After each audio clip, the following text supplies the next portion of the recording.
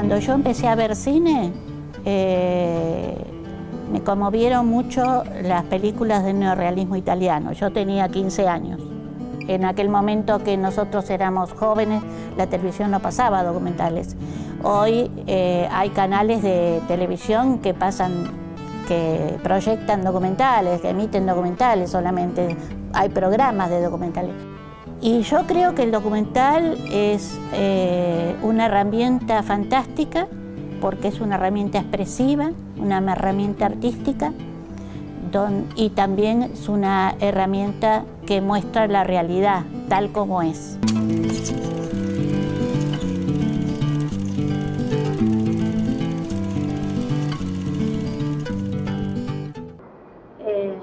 Yo soy Dolly Pusi y soy documentalista, cineasta, pero en especialidad documental.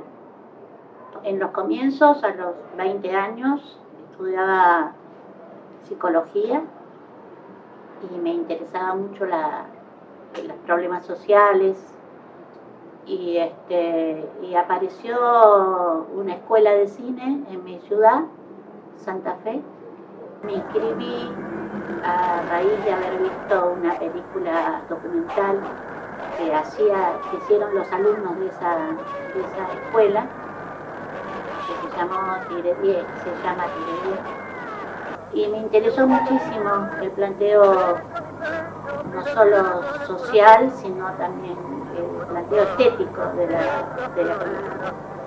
Me pareció que el cine, digamos, planteaba desde todo punto de vista todo lo que a mí me interesaba.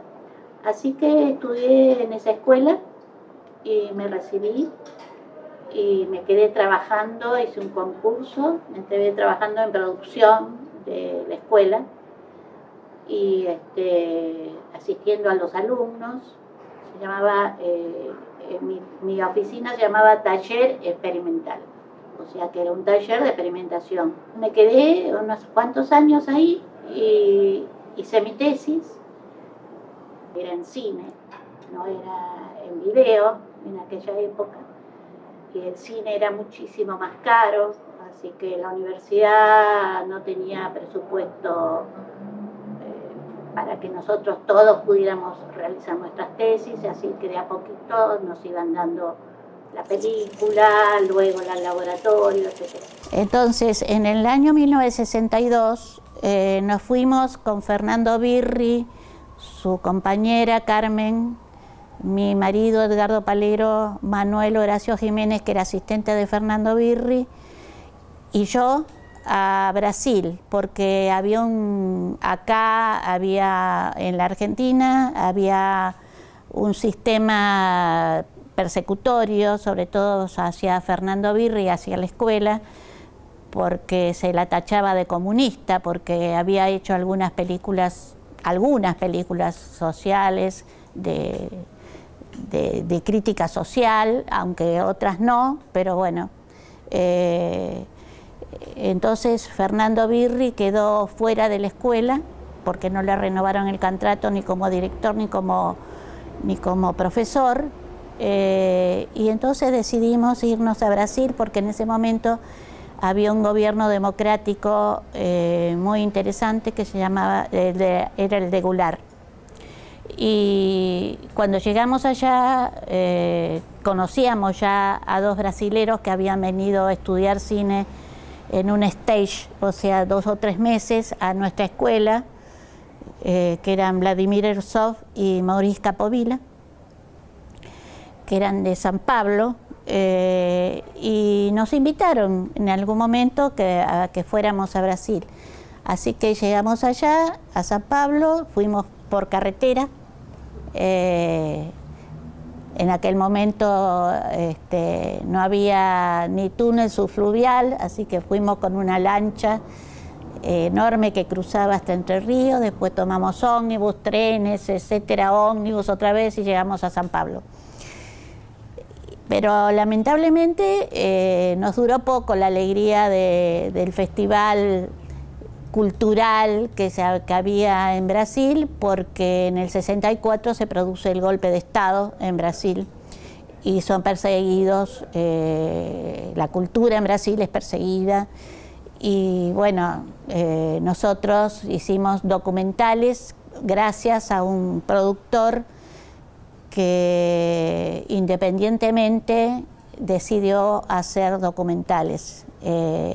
Se hicieron 4 documentales en ese momento, que fueron muy importantes en la historia del cine brasilero, y luego volvimos, yo me quedé en Santa Fe, mi marido volvió a Brasil, hizo 14 documentales más como productor, para este mismo productor que se llamó Tomás Farcas. O sea que siempre con la escuela de cine de Santa Fe era una escuela de cine documental, o sea que yo siempre estaba hasta el año 75 que se cierra la escuela documental, siempre estuvimos vinculados al cine documental. Entonces me incorporé en producción y hice películas que me interesaron temáticamente, no acepté cualquier película. En aquel momento se producía bastante, era la democracia, había empezado la democracia, era un momento feliz de todos nosotros y bueno, y se producía bastante, y la primera película que hice como asistente fue Camila, con María Luisa Bember y Lita Stantic en producción. Así que bueno, fui desarrollando esta parte de cine en producción, de cine industrial, y siempre deseé volver al cine documental. Pero también, paralelamente a esto, a través de la Fundación del Nuevo Cine Latinoamericano, de la cual éramos parte, mi marido y yo, Edgardo Palero, yo, intentamos y ayudamos a crear una escuela de cine en Cuba, que es una escuela de cine que no es cubana, sino que es internacional. Mis referentes fueron en cine, en general en el cine. Cuando yo empecé a ver cine, me conmovieron mucho las películas del neorrealismo italiano. Yo tenía 15 años y me conmovieron mucho. Después conocí a Fernando Birri, que vino de estudiar en Italia, en el Cinecittà. O sea que él vino con toda la impronta del cine neorrealista y nos pasó en la escuela la pasión de esta forma de hacer cine, que es una forma independiente. En aquel momento el cine que se hacía industrial en Roma, en la posguerra, era un cine sin estrellas, que era lo contrario precisamente al Hollywood. Era un cine donde se utilizaban los lugares que existían, no eran grandes estudios como se hacía el cine en la Argentina. Hasta los años 40 se hacían los cines, las películas en los grandes estudios, la de ficción. Entonces eso lleva a un acercamiento a la realidad, a la ficción.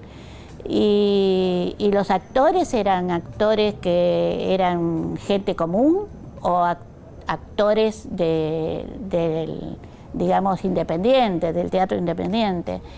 O sea que eso es lo que me marcó mucho en un principio. Y cuando viene Fernando Birri, que plantea un cine documental, porque en aquel momento el cine que se hacía en la Argentina era un cine más bien de teléfonos blancos, que se llama, o sea, con historias que podían contarse en Argentina o en China o en cualquier lado. Es decir, no había una realidad argentina, excepto algunas excepciones como Torres Nilsson, Torres Ríos, Del Carril, Algunas películas excepcionales había que mostraban la realidad tal cual era en la Argentina.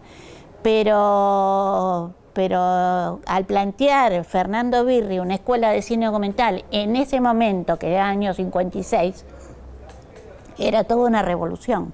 Bueno, un documentalista, por suerte, en este momento digamos, de América Latina, también por cuestiones políticas, porque ahora la televisión, en aquel momento que nosotros éramos jóvenes, la televisión no pasaba documentales. Hoy hay canales de televisión que proyectan documentales, que emiten documentales solamente, hay programas de documentales. O sea que actualmente la posibilidad que tiene un documentalista no es la que teníamos nosotros. Y yo creo que el documental es una herramienta fantástica, porque es una herramienta expresiva, una herramienta artística, y también es una herramienta que muestra la realidad tal como es. Por supuesto que depende de la mirada del documentalista. Nunca una realidad es objetiva, sino que depende del documentalista cuál es su posición frente a esa realidad. Para mí el documental es importante porque plantea una realidad desde distintas ópticas, pero siempre la realidad irrefutable. Yo creo que un documentalista se hace, pero necesita tener de base sensibilidad. Sensibilidad por lo que ve, sensibilizarse por lo que lo rodea, por su país, por su zona, el lugar donde vive, los problemas que él puede observar, o desde el punto de vista de la cultura, o la cultura en general, sensibilizarse por una obra, por el teatro, por lo que sea, por un niño, por la educación de los niños, de la educación secundaria, la universidad, en fin, todo lo que hace una sociedad, el documentalista se tiene que poner frente a esa realidad y sensibilizarse. Sin sensibilidad no hay documentalista.